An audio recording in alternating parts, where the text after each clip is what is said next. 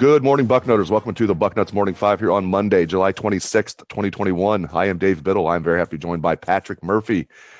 Patrick, a lot to get into. Let's start by translating what Ryan Day said at Big Ten Media Days on Friday in Indianapolis.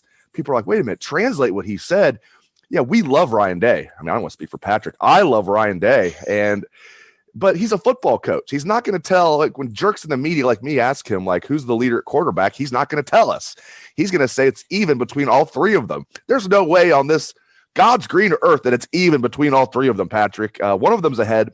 Ryan Day knows the pecking order. He's just not going to tell us yet. I do believe he thinks it's close. I believe that, specifically between C.J. Stroud and Kyle McCord. But he knows what his pecking order is entering camp. But he told us, nope, all three of them are dead even entering camp. Translate what he meant to say there.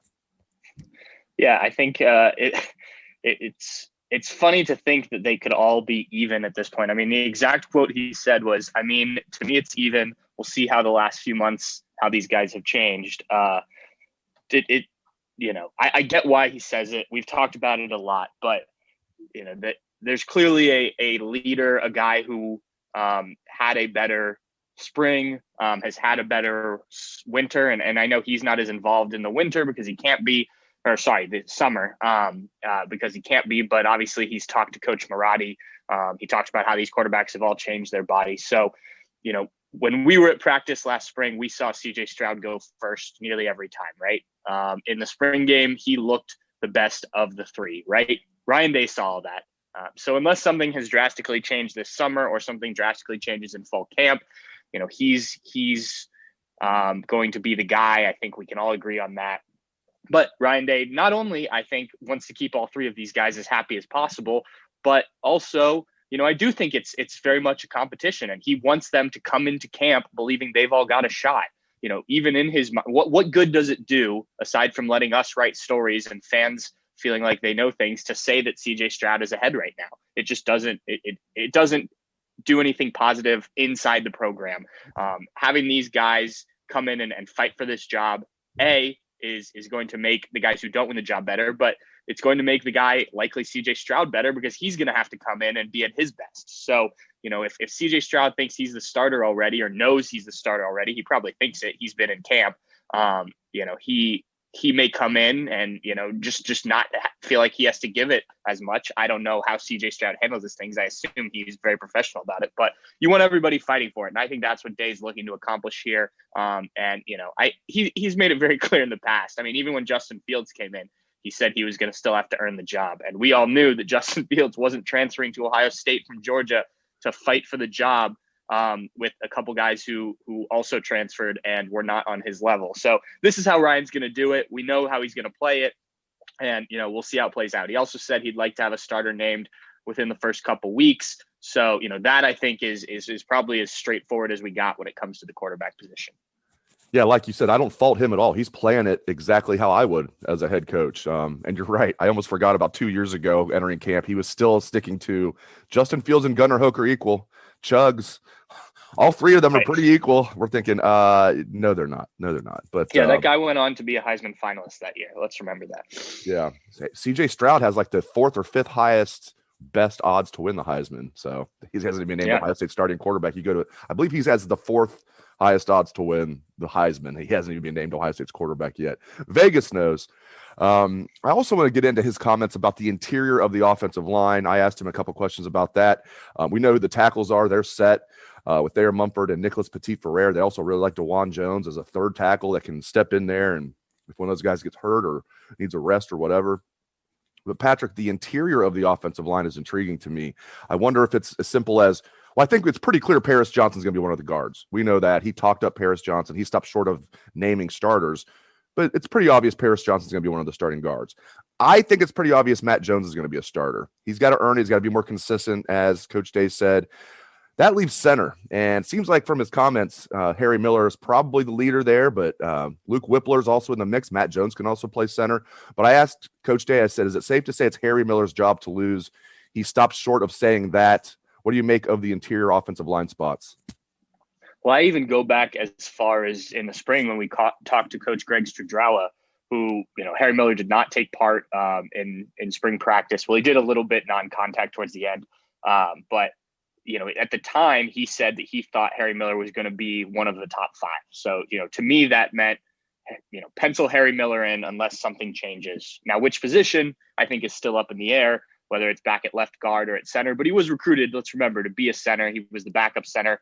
It didn't go well against Michigan State last year. So I think he's definitely going to be in, unless Luke Whippler comes in and wins the job. But, it seems to me that those are the guys you named are the front runners for the various positions heading into fall camp.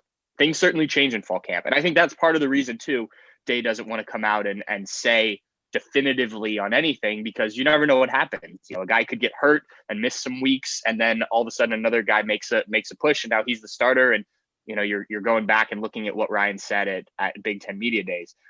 So I understand being hesitant, but yeah, I agree with you. I think those are probably your 5 starting offensive linemen. I think where Harry Miller and Matthew Jones line up on the starting offensive line is still up in the air. If I had to bet, I would say that Harry Miller moves back to center, but that's just more of a guess on my part than anything.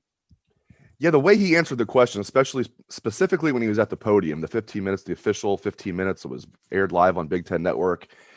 I mean, translating what he said, it seemed like Harry Miller is going to be the starting center. But again, though, I like that he's not, even though we're having a little fun on the show here today, translating what he meant to say. I have no problem with what he's doing there. Get these competitions going. Don't hand any jobs out yet. Now, there's different. Like Jeremy Ruckert knows he's going to be the starting tight end, and Ryan Day has no problem saying that. Like Thayer Mumford knows he's going to be the left tackle. Ryan Day has no problem saying that. So there are certain spots that are locked down, but those guys have earned that. Exactly. Those guys are juniors and seniors, most of them seniors. Zach Harris is a guy who's locked down a starting spot. Tyreek Smith, Zach Harris, but all 3 of the player reps were so impressive for Ohio State. All 3 of them. I mean, I'm just so impressed with Zach Harris and Thayer Mumford and Jeremy Ruckert as people. And if Chris Olave could have been there, he would have been extremely impressive as well. Let's go to the defensive side of the ball. Again, translating what he said about the linebackers when asked, it seems like he's concerned about the linebackers. He doesn't know what to think. Certain guys are older, like Taraja Mitchell, Dallas Gant, Kayvon Pope. They're waiting on Pele Gaetiote if he's going to be on scholarship or not. At least he's with the team. He's paying his own way right now. They also have some young guys, Cody Simon, Reed Carrico, Tommy Eichenberg, Mitchell Melton if he's healthy. But it seems like Dave's concerned about the situation. Was that your read as well? It was. And I think that's fair. You had 3 guys, and say what you will about Tough Borland, Pete Warner, and Baron Browning. I know they had their ups and downs, but I think there were honestly more ups than downs over the last few years. And then obviously Justin Hilliard and the way he came on once he was healthy the last 2 seasons. That's 4 of your top linebackers right there that, are gone. And a lot of experience, a lot of tackles, just a lot of plays in general. So, Brian even admitted at one point that, similar with the quarterbacks, he would like to have gotten the linebackers into games more had there been, more games, non-conference games, games where they ran away with it. It would have been nice to get a guy like a Dallas Gant, a Taraja Mitchell, those veteran guys who you expect to be the next guys up, but they still have to earn it. Get those guys into games and get them more reps. And also one thing you brought up a number of times, and I think this really applies to these linebackers, they missed 1,000 reps in practice last year from spring practice being canceled, the way preseason was, the lack of weekly practices that they were able to do. So, I think that really affects linebackers. I definitely think it's a concern. Now, does that mean that once they get into fall camp and they get these guys back out there, they won't find 3 linebackers who are very good for this Ohio State defense? No, not necessarily. As you mentioned, as you listed all those guys, there's a lot of talent in that room. It's just, as Ryan said multiple times, he doesn't sleep easy at night when that talent is not experienced talent. And I think that's the big thing with the linebackers and a couple other positions, but specifically at linebacker. So yes, I think he's definitely concerned. So we know the D line is going to be great. That's why I just skipped over that. The concerns in the back 7. I mean, I have no doubt this defensive line is going to be elite, one of the best in the nation. But the linebackers are concerned. The secondary is a concern, but translating what Ryan Day said, I think he's optimistic about the defensive backs. I'm hearing great things about what Matt Barnes is doing.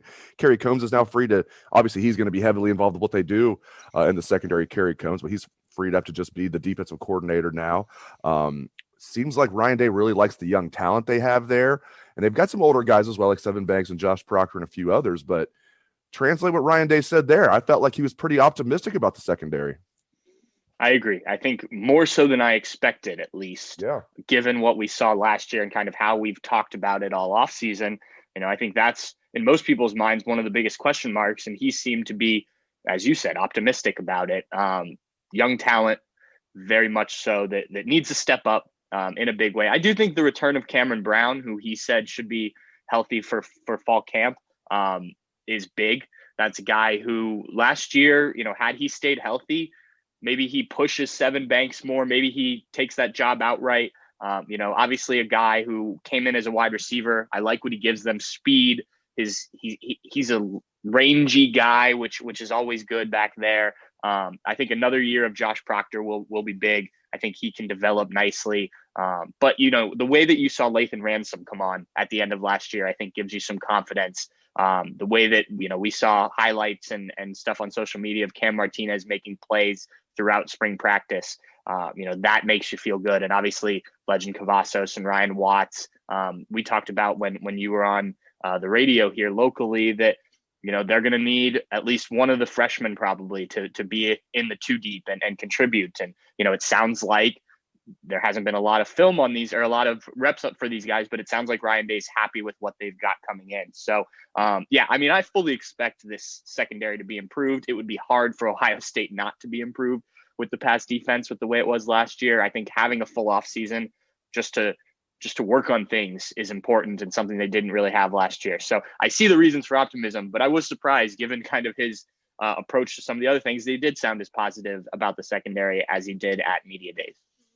Let's switch gears to finish the show and talk about expansion in college football, conference expansion, teams leaving. Obviously, Texas and Oklahoma is who we're talking about here.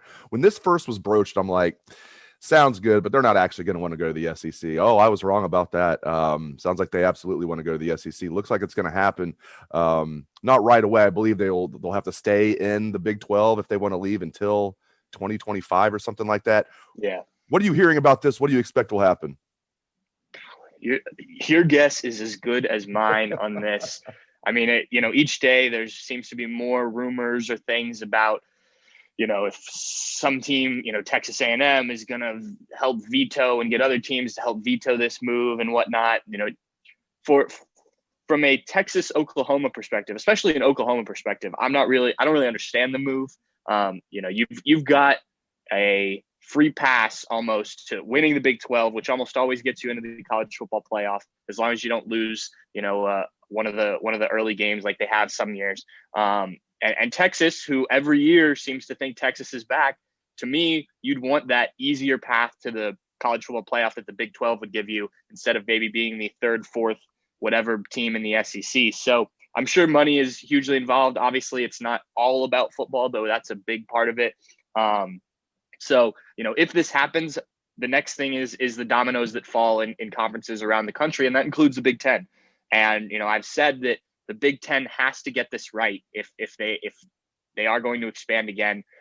For as much good financially as Rutgers and Maryland did, getting those markets involved with the Big Ten network, didn't do much on the football field at all, and Nebraska really either. So this is a time when if other conferences are just going to get better, and specifically the SEC, the conference you probably battle the most head to head in terms of eyeballs and things like that, you need another team that's maybe not Ohio State's level, but is going to attract attention. And whether that be you go to the ACC and talk to a Clemson, talk to a North Carolina, I think those are probably the two names that make the most sense if you're going to go that way. I know there's talk about the Big Ten potentially going national and looking out at the Pac-12 and maybe a USC and Oregon, which seems crazy to me.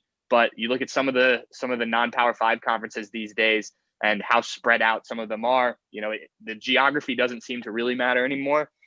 I don't think the Big Ten does that, but it wouldn't entirely surprise me. I just think you have to get, if the SEC is adding a Texas and Oklahoma, you need at least one team that has that kind of cachet when it comes to football. And, the Big Ten needs to be on their P's and Q's on this one, because you do not want to fall behind.